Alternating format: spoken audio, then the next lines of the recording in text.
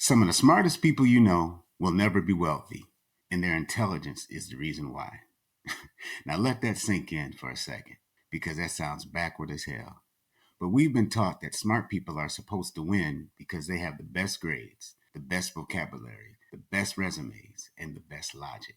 So if intelligence is such a powerful advantage, why do so many brilliant people spend their lives making money for someone else, building someone else's dream, watching less qualified people pass them by financially?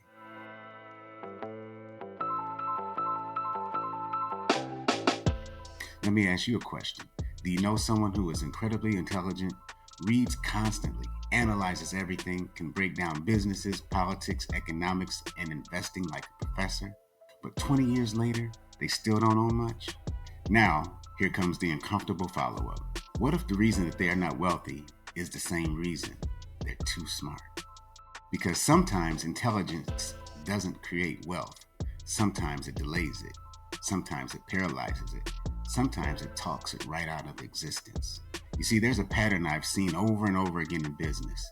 The brilliant person sees every angle, every flaw, every risk, every possible downside. And the average person, they just start. And by the time that brilliant person finishes researching, comparing, refining, and protecting themselves from embarrassment, the so-called average person has already made mistakes, learned lessons, built momentum, and bought the building that the same smart person is renting space in. You see, that's the trap. And there are 4 reasons smart people stay broke. Number 1, overthinking. Smart people are elite at analysis. They can see the chessboard, they can anticipate the consequences, they can read the fine print in life before most people even know that there is a contract.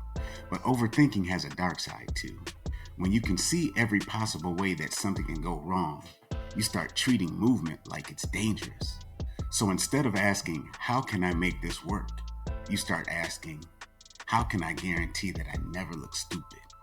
And that question right there, that has buried more wealth than bad luck ever did. Because business is not a school exam.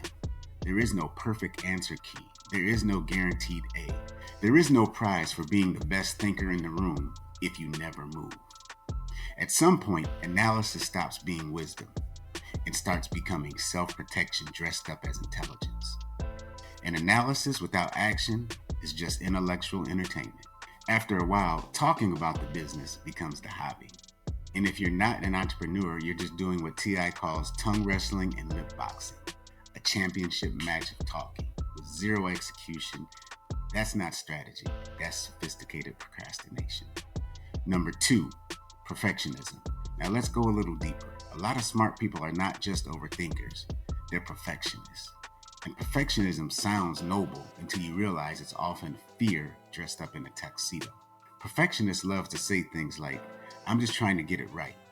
I need a little more time. I'm still refining it. I'm waiting until everything lines up. No. What you're really saying is, I don't want to be seen failing in public. And that fear will keep you broke for a very long time. Because wealth is rarely built beautifully in the beginning. The first version is usually clumsy. The first pitch is awkward. The first product is imperfect. The first investment feels scary. The first few steps look nothing like the polished success story that people like to celebrate later. But the people who win understand something perfectionists struggle with. Ugly movement beats beautiful hesitation. You cannot improve a business you never started. You cannot refine an offer you never launched. You cannot grow income from your idea that never leaves your mouth.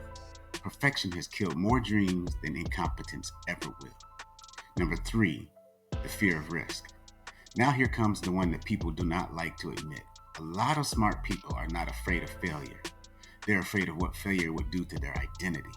See, when you've been the smart one your whole life, you get rewarded for being right. You get praised for having answers. You get respected for sounding informed. You get comfortable being the person who knows.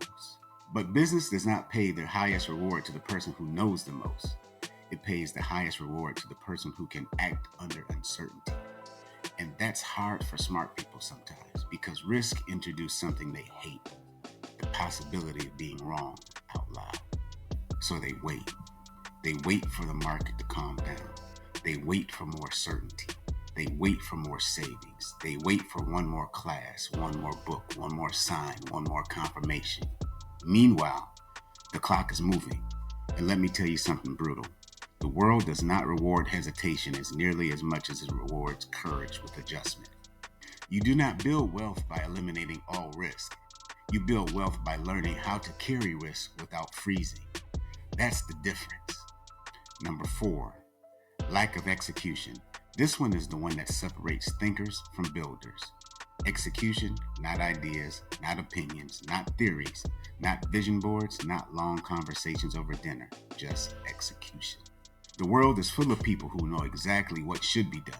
You start the business, you buy assets, you learn sales, you develop systems, you invest consistently, you stop spending everything you make. You take the meeting, you make the call, you launch the offer. Most people do not have an information problem. They have an execution problem. And the painful truth is this: knowledge can make you feel powerful, even when your life stays the same. That's why smart people can get trapped. Because knowing feels so close to doing. Talking feels productive. Research feels productive. Planning feels productive. Comparing feels productive. But none of that pays until something moves. Execution is what turns intelligence into income. Execution is what turns ideas into assets. Execution is what separates a broke genius from a wealthy builder. So, in closing, why do smart people stay broke? Because intelligence alone is not enough. If your intelligence turns into perfectionism, if your intelligence turns into fear, if your intelligence turns into elegant excuses, then your gift becomes your cage. The people who build wealth are not always the smartest people in the room, folks. A lot of times, they're just the ones willing to move before they feel ready. They're willing to look awkward. They're willing to make mistakes, willing to learn in public, willing to fail without turning failure into an identity crisis. That's why they grow. So here's the real question. Are you using your intelligence to build, or are you using it to hide? Because there is a difference. And some of the smartest people you know are still broke, not because they lack talent, but because they keep using their mind to protect themselves from the very moves that could change their life. Don't let your intelligence become an excuse. Use it. Move. Because at the end of the day, fortunes are not built by the people who think the longest. They are built by people who execute before their fear can talk them out of it. This is The Rebuild, and I'm Les Allen. If this episode spoke to you, please subscribe to the channel, and most importantly, share it with someone you love and care about. And around here, we just don't want better, we build stronger. Until the next episode, remember that respect is the only currency that doesn't lose its value.